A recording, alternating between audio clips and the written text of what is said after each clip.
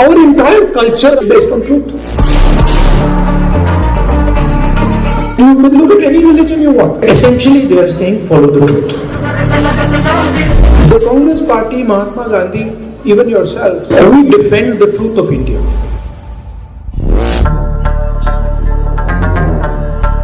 And the ideological head of the RSS is openly saying the truth is of no consequence. Power is important. This is the difference between them and us.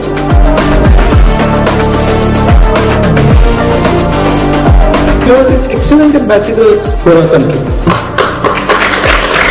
You carry the idea of India, you carry the truth of India. And I'm extremely proud.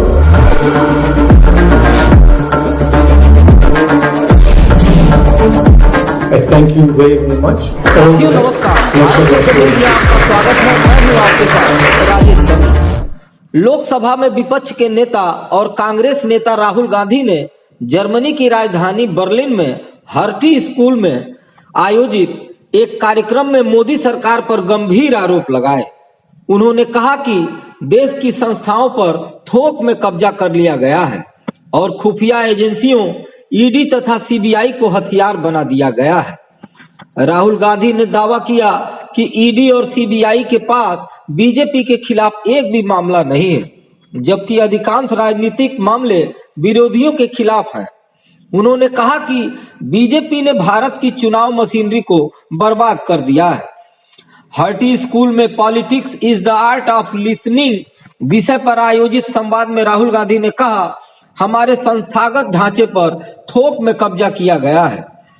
देश के संस्थागत ढांचे पर पूर्ण पैमाने पर हमला हो रहा है। हमारी खुफिया एजेंसियां ईडी और सीबीआई को हथियार बनाया गया है। ईडी और सीबीआई के पास बीजेपी के खिलाफ 0 केस है और अधिकांश राजनीतिक मामले उन लोगों के खिलाफ हैं जो उनका विरोध करते हैं। राहुल गांधी ने आरोप लगाया कि अगर कोई बिजनेसमैन कांग्रेस का समर्थन करता है तो उसे धमकी दी जाती है। उन्होंने कांग्रेस और बीजेपी के नजरिए में फर्क बताया। कांग्रेस ने संस्थागत ढांचे का निर्माण किया और उसे कभी अपना नहीं माना, बल्कि देश का माना। लेकिन बीजेपी इसे अपना मानती है और राजनीतिक सत्ता बनाने के लिए इसका इस्तेमाल करती है। उन्होंने जोर देकर कहा कि लोकतंत्र पर हमले हो रहे हैं और विपक्ष इसका मुकाबला करेगा। हम बीजेपी से नहीं लड़ रहे, बल्कि भारत के संस्थागत ढांचे पर उनके कब्जे से लड़ रहे हैं। हम विरोध का एक सिस्टम बनाएंगे जो सफल होगा। हालांकि भाजपा ने गांधी की टिप्पणियों की कड़ी निंदा करते हुए उन्हें भारत विरोधी करार दिया और उनके व्यवहार को बचकाना बताया। राहुल गांधी ने भारत में चुनाव की निष्पक्षता पर गंभीर सवाल उठाए। उन्होंने कहा, हमने तेलंगाना और हिमाचल प्रदेश में चुनाव जीते हैं। हम भारत में चुनावों की निष्पक्षता को लेकर मुद्दे उठा रहे हैं। मैंने भारत में प्रेस कॉन्फ्रेंस की, जहां हमने बिना किसी शक के दिखाया कि हमने हरियाणा चुनाव जीता था और हमें लगता है कि महाराष्ट्र चुनाव निष्पक्ष नहीं थे। उन्होंने चुनाव आयोग से वोटर लिस्ट में डुप्लीकेट एंट्री जैसी अनियमितताओं पर सवाल पूछने की बात कही, लेकिन कोई जवाब नहीं मिला। गांधी ने कहा, हमें मूल रूप से लगता है कि भारत की चुनावी मशीनरियों में समस्या है।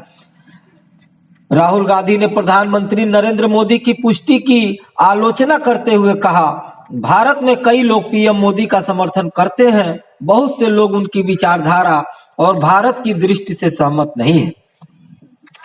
हमें लगता है कि यह दृष्टि असफल होगी और इसमें भारी समस्याएं हैं। हमें लगता है यह दृष्टि असफल होगी और इसमें भारी समस्याएं हैं। यह भारत में बड़े तनाव पैदा करेगी और भारत के लोगों को एक दूसरे से लड़ाएगी। हम इससे लड़ेंगे। यह भारत में 2 नजरियों के बीच टकराव है। उन्होंने बीजेपी आरएसएस की दृष्टि को दक्षिणपंथी नीतियों का विस्तार बताया, जो बिना नई दिशा के गतिरोध की ओर ले जा रही है। राहुल गांधी ने मोदी सरकार की आर्थिक नीतियों को निशाना बनाते हुए कहा कि नोटबंदी ने छोटे और मध्यम उद्योगों को नष्ट कर दिया, जिससे अंबानी और अडानी जैसे बड़े कारोबारियों को फायदा हुआ। उन्होंने इसे टैक्स टेररिज्म का हिस्सा बताया। पहले भी उन्होंने इसी तरह के आरोप लगाए थे, जैसे कि 2024 में लोकसभा में बजट पर चर्चा के दौरान, जहां उन्होंने कहा था बजट ने छोटे व्यापारियों के व्यवसायों पर हमला किया और एकाधिकार को मजबूत किया। राहुल गांधी पिछले सप्ताह 5 दिवसीय जर्मनी यात्रा पर थे। इस दौरान उन्होंने बर्लिन में भारतीय समुदाय से मुलाकात की, उप चांसलर लार्स किंगबेल और पूर्व चांसलर ओलाफ सोल्ज से बात की तथा BMW फैक्ट्री का भी दौरा किया, जहां भारत के विनिर्माण क्षेत्र को बढ़ावा देने पर चर्चा हुई। यह भाषण राहुल गांधी की विदेशी धरती से भारतीय राजनीति पर टिप्पणियों की श्रृंखला का हिस्सा है, जिसमें वे लोकतंत्र संस्थाओं की स्वतंत्रता और चुनावी निष्पक्षता जैसे मुद्दों को प्रमुखता से उठाते रहे हैं। बीजेपी राहुल गांधी के बयान से तिलमिलाई हुई है। साथियों, आज की खबरों में बस इतना ही। कल फिर मिलते हैं देश दुनिया की बड़ी खबरों के साथ। आप देखते रहिए भारत चक्र न्यूज। नमस्कार, जय हिंद।